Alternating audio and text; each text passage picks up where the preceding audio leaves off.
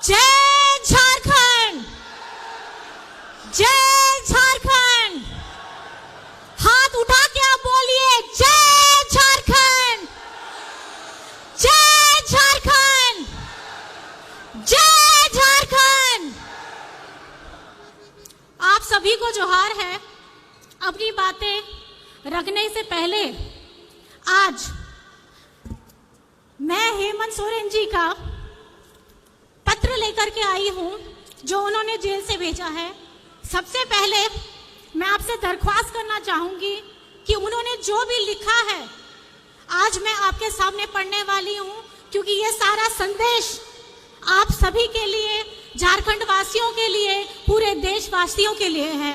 तो कृपया करके इसको जरूर ध्यान से सुनिएगा।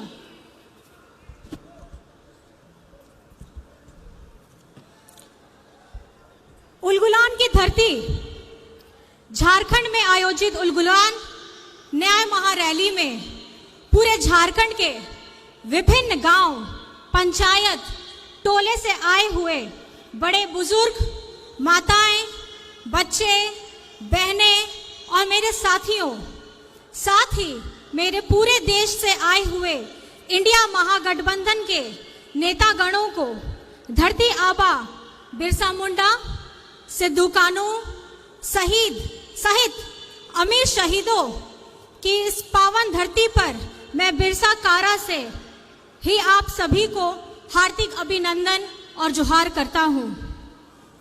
आज इस महारैली में मौजूद राज निर्माता दिशोम गुरु शिबू सोरेन जी को चरण स्पर्श करता हूं। साथियों, आज झारखंड उलगुलान रैली में आपके साथ नहीं हूं।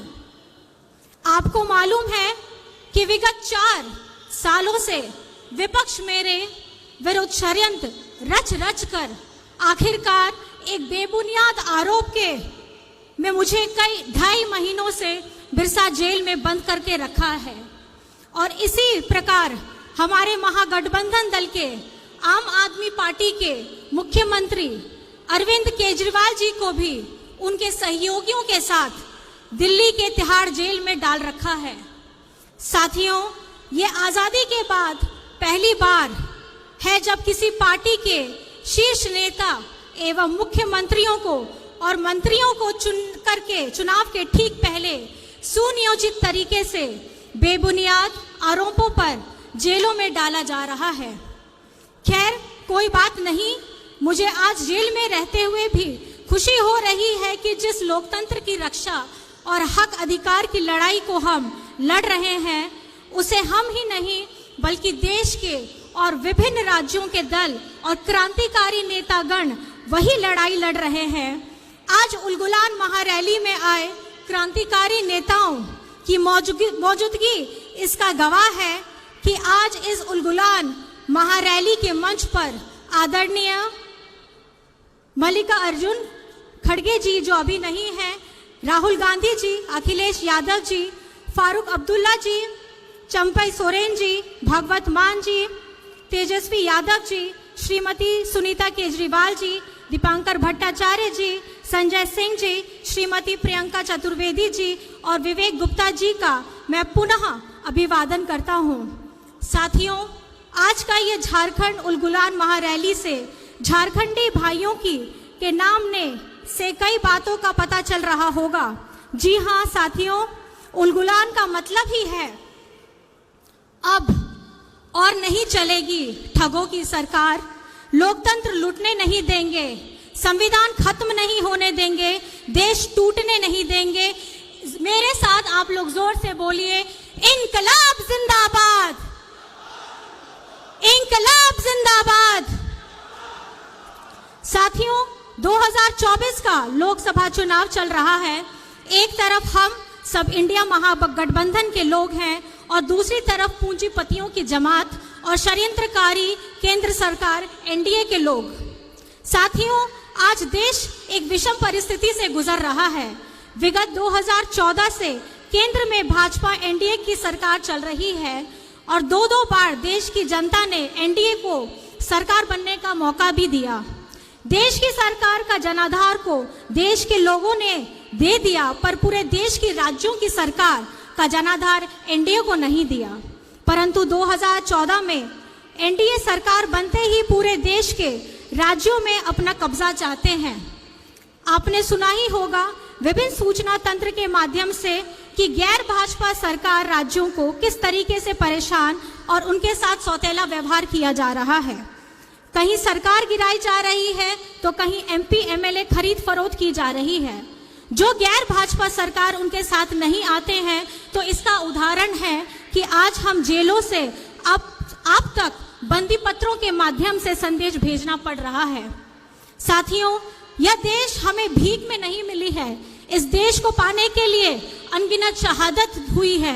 कई इतिहास की किताब हमारे स्वतंत्रता सेनानियों के नाम से पटे पड़े हैं। साथियों, विगत कई साल के षड्यंत्र का फल एनडीए को 2014 में पूर्ण बहुमत से सरकार बनाने को मिली। देश के लोगों को बड़ी चतुराई से सपने दिखाए, आंखों में धूल झोंका गया, हर जाति धर्म के लोग को मूर्ख बनाया गया। बड़ी चतुराई से 2014 से आज तक देश के युवा, महिला, बुजुर्ग, किसान, आदिवासी, दलितों को ठगा गया। ऐसे जैसे एक स्टेज में दिखाने वाला जादूगर किस तरह पूरे देश को अलग अलग माध्यम से, अलग अलग सूचना तंत्रों के माध्यम से देशवासियों को निरंतर ठगने का प्रयास चल रहा है। इस चुनाव में बड़े पैमाने पर केंद्र एजेंसियों का दुरुपयोग किया जा रहा है। उनके माध्यम से विपक्ष की आवाज को कुचलने का काम शुरू हो रहा है। आज केंद्र सरकार ऐसे ऐसे कानून का निर्माण कर रही है जिससे देशवासियों को तो नुकसान होना ही है, चाहे वो किसी भी वर्ग, जाति, धर्म का ही क्यों ना हो। साथ ही साथ इस देश के लोकतंत्र को भी खतरा होगा और संविधान को भी खतरा होगा। साथियों, झारखंड देश का सबसे गरीब राज्य है। यहाँ के लोग गरीब हैं, पर झारखंड गरीब नहीं है। हमारे प्राकृतिक संसाधनों से पूरा देश चलता है। इसके बदले में हमें क्या मिलता है? पलायन, विस्थापन, भुखमरी, बीमारी। हम अपना हक मांगते हैं तो हमें जेल में डाल दिया जाता है। साथियों, बहुत सारी बातें हैं कहने को वर्तमान केंद्र सरकार के करतूतों के बारे में। अगर बातें शुरू की जाए तो रात और दिन कम पड़ जाएगा।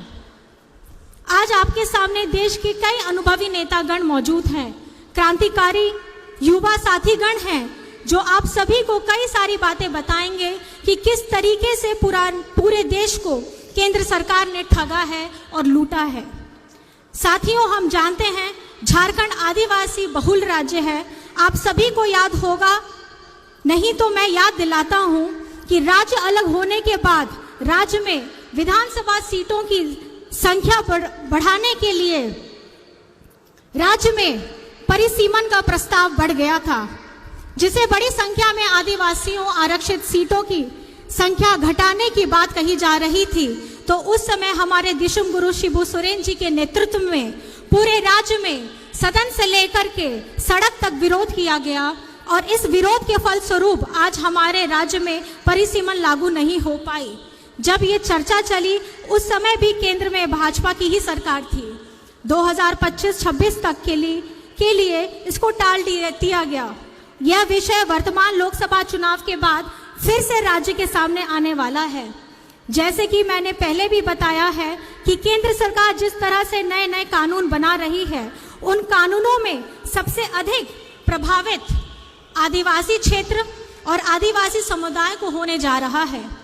झारखंडी सदियों से जल जंगल जमीन के लिए लड़ाई लड़ता रहा है। जल जंगल जमीन के लिए हमारे अनेक पूर्वजों ने अपनी शहादत दी है और आज के परिप्रेक्ष्य में केंद्र सरकार की सोच आदिवासी, दलित, पिछड़ा, मजदूर, किसान विरोधी रहा है और इनके 10 साल की कार्यकाल में सबसे अधिक और बड़े ही निर्मम तरीके से आदिवासी समुदायों को और उनके अनुसूचित क्षेत्रों पर इनकी बुरी नजर है। उदाहरण के तौर पर आप देख सकते हैं, विगत कई महीनों से मणिपुर जल रहा है। वहां के आदिवासी बहु बेटियों की इज्जत लूटी जा रही है। पूरा देश देख रहा है, पर केंद्र सरकार चुप है।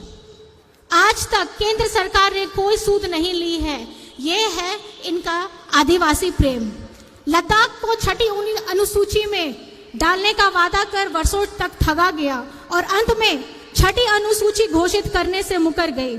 आज वहां के भयानक ठंड में भी लोग 0 की डिग्री में भी अपना विरोध प्रदर्शन कर रहे हैं। ये है इनका आदिवासी प्रेम।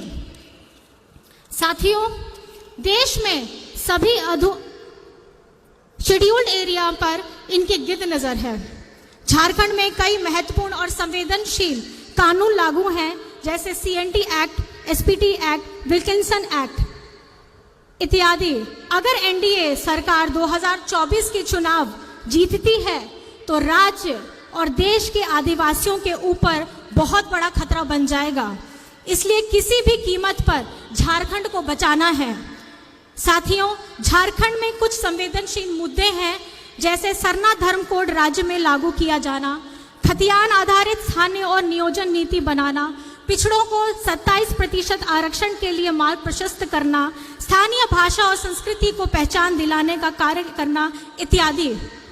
मैं इन विषयों पर विस्तृत में नहीं जा रहा हूं, पर यह कहना चाहूंगा कि ये सभी चीजें तभी लागू होंगी जब केंद्र की पूंजीपति और तानाशाह सरकार को केंद्र से बेदखल किया जाए। साथियों, मैं अपना यह संदेश समाप्त करने से पहले कहना चाहता हूं कि झारखंड वीरों की धरती है। हमेशा से झारखंड के मूलवासी आदिवासियों ने राज्य के हक अधिकार के लिए संघर्ष किया है, अपने संघर्षों का लोहा भी बनवाया है। झारखंड के लोग अपने हक अधिकार की लड़ाई तब तक लड़ते रहेंगे जब तक वो हासिल ना हो जाए। आज उसी संघर्ष का यह नतीजा है कि वर्ष 2000 में गुरुजी के नेतृत्व में हमें झारखंड राज्य मिला और उसी संघर्ष से ही राज्य अलग होने के बाद हम लोगों ने राज्य में महागठबंधन की मजबूत सरकार बनाई और अब मजबूत उलगुलान की आवाज करते हुए 2024 के लोकसभा चुनाव मजबूती से लड़ेंगे भी और जीतेंगे भी। जुमले वाली केंद्र सरकार की नाकामी, देश को ठगने वालों की और देश की अखंडता को तोड़ने की बातें करने वालों को इस झारखंड से भी खदेड़ा जाएगा और दिल्ली की गद्दी से भी खदेड़ा जाएगा। इन्हीं बातों के साथ आप सबको उलगुलान महारैली में आने के लिए बहुत बहुत आभार है। अब हम अपने झारखंड की इस प्रभात तारा मैदान से इतनी जोर से आवाज लगाएंगे कि होटवार जेल में बैठे हेमंत जी को पूरे झारखंड की आवाज सुनाई देनी चाहिए। जोर से हम लोग सब बोलेंगे, जय हिंद, जय हिंद, जय हिंद, जय झारखंड, जय झारखंड। दिशुम गुरु शिबू सोरेन जिंदाबाद, दिशुम गुरु शिबू सोरेन जिंदाबाद, हेमंत सोरेन जिंदाबाद, हेमंत सोरेन जिंदाबाद, हेमंत सोरेन जिंदाबाद। जेल का ताला टूटेगा,